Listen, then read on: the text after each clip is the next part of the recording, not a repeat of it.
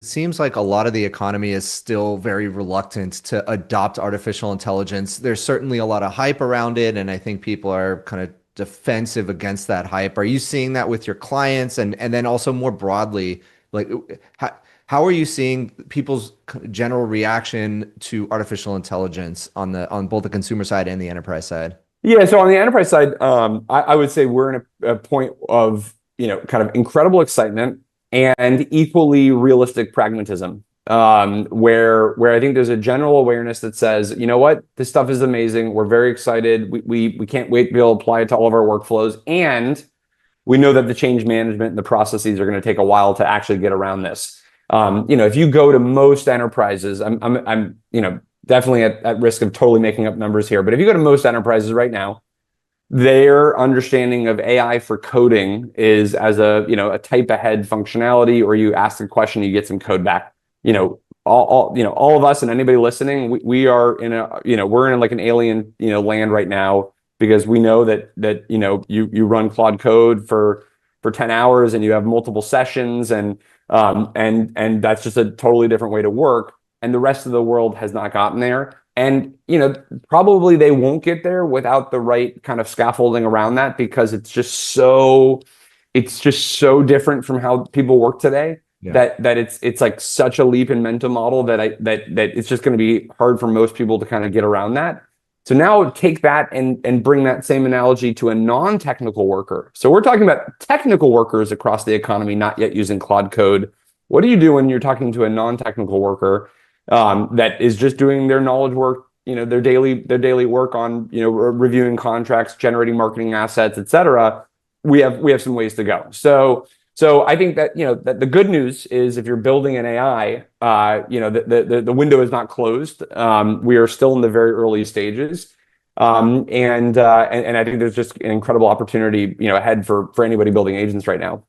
What do you think about outside of enterprise, outside of business? The sentiment currently seems to be quite negative.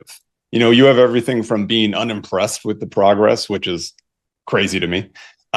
You have outright hatred in some cases. What do you think that electricity that's bills?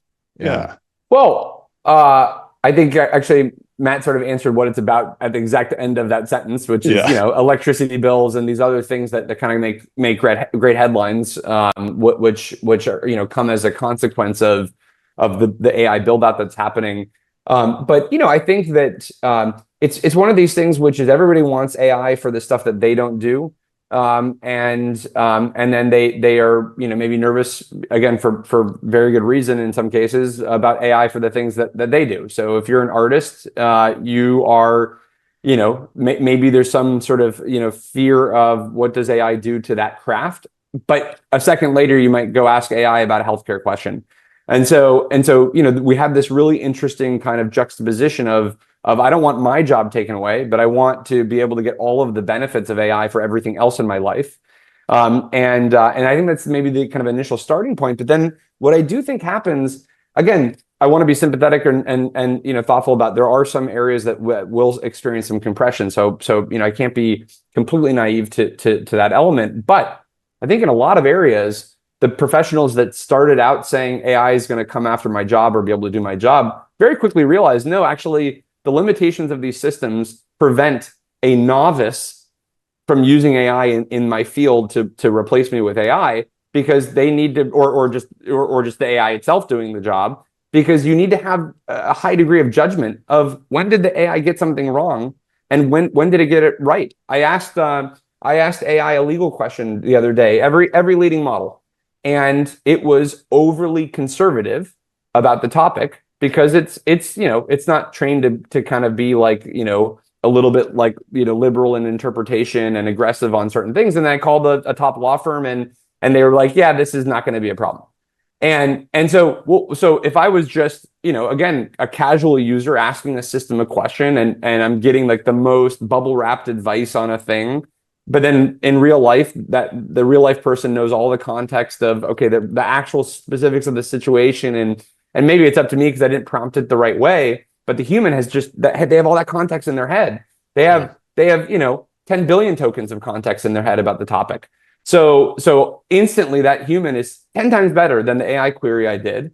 But guess what? I probably wouldn't have talked to the human if I hadn't done the AI query.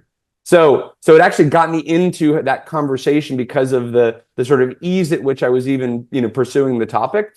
So I think what happens is you have a lot of experts that quickly realize, wait a second, like I'm a really good engineer. And I now use AI to do all of this stuff that I really hate doing. Like I hate updating packages and I hate updating libraries for a new version. And I hate fixing that bug. And I don't really like having to deal with that security issue.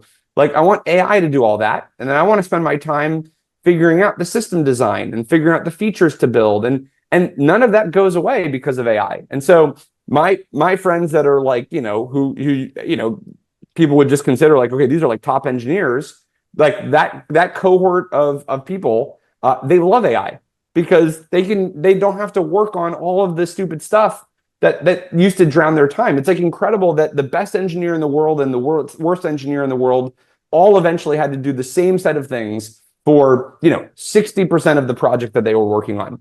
And it was just the advantage of the 10x engineer that high leverage kind of back end system design that they could just do that faster. But all the other work they were slowed down by in the exact same way as everybody else.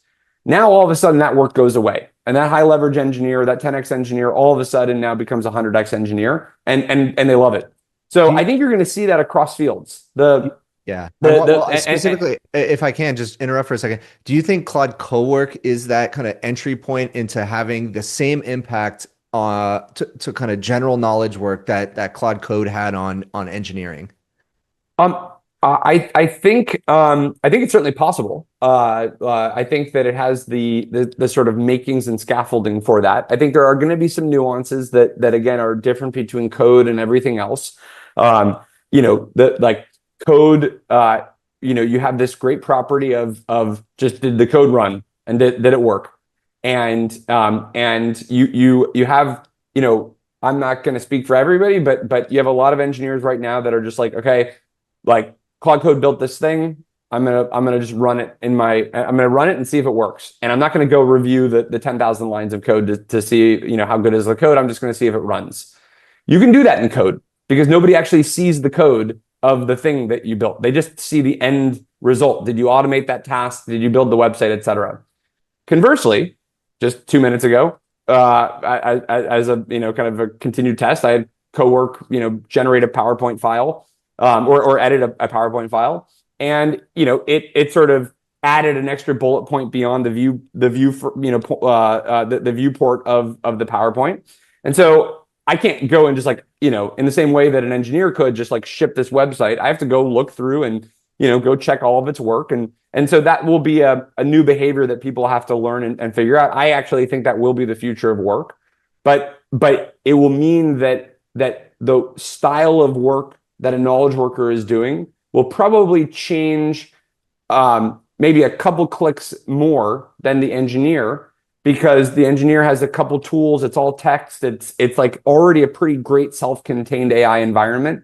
Whereas the knowledge worker has, we have this, clunky desktop software or cloud software that has weird formatting issues. Like there's not like an amazing format for PowerPoint files. You have to like get in there, and the bowels of the format are pretty messy, and you change one line, the whole thing kind of blows up, stylistically.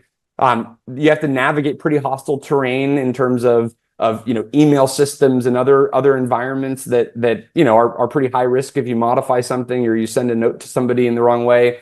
So I think it will take a little bit longer for how much will change on the knowledge worker side. However, we are obviously massive believers that is the future of work. And as the AI models progress, those will just get better and better and better. And you'll just trust the system more and more, and you'll let it go off and run and do larger and larger areas of work. One kind of very salient, easy to understand use case is, we have an agent that we've sort of publicly announced, but more to come, that will just do kind of your general purpose document related activities. And a very classic use case is, hey, I have to respond to an RFP, and here are the 50 pages of prior RFPs and all product documentation that I get back that we have around this. And that maybe would be a 2 or 3 hour exercise of like copy and pasting each thing, reading each line. Now you just have an agent go and do it, comes back in 10 minutes, it's fully written out, and you only spend 5 minutes checking its work. So that kind of leverage, 10x leverage in a workflow, I think will come for most areas of knowledge work. And this is just going to roll out more and more over time.